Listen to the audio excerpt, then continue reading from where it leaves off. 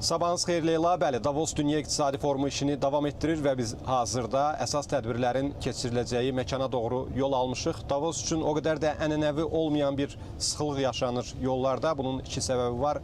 Çünki şəhər mühüm tədbirə, beynəlxalq tədbirə minlərlə qonağa ev sahibliyi eləyir və eyni zamanda ikinci bir səbəb isə onunla bağlıdır ki, Amerika Birləşmiş Ştatları Donald Trump'ın İsveçrəyə işgüzar səfəri başlayır. Artıq nümayəndə heyətinin bir hissəsi İsveçrədədir, Davosdadır və bu sıxılıq həm də bununla bağlıdır.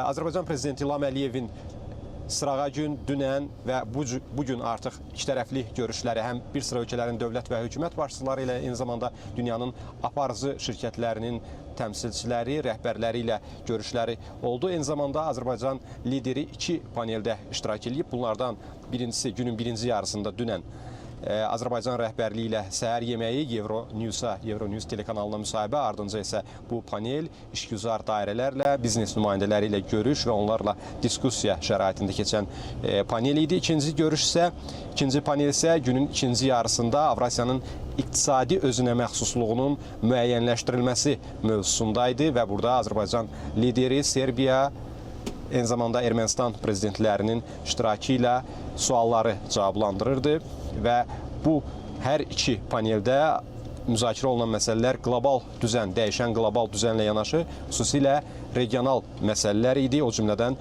Azərbaycan-Ermənistan normallaşması ikinci paneldə xüsusilə diqqət mərkəzində idi və olduqca pozitiv mesajlar verilirdi liderlər tərəfindən bu panellərdə.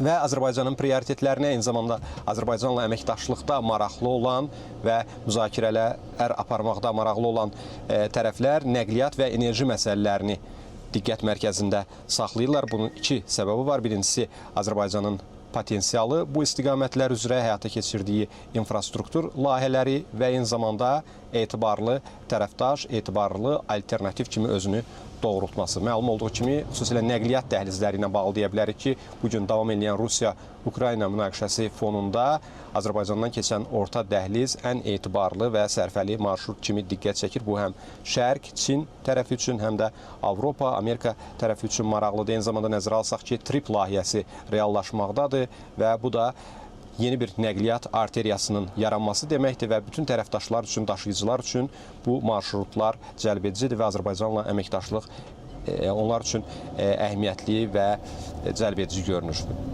Gündəlikdə həyəcanlı məsələlər var.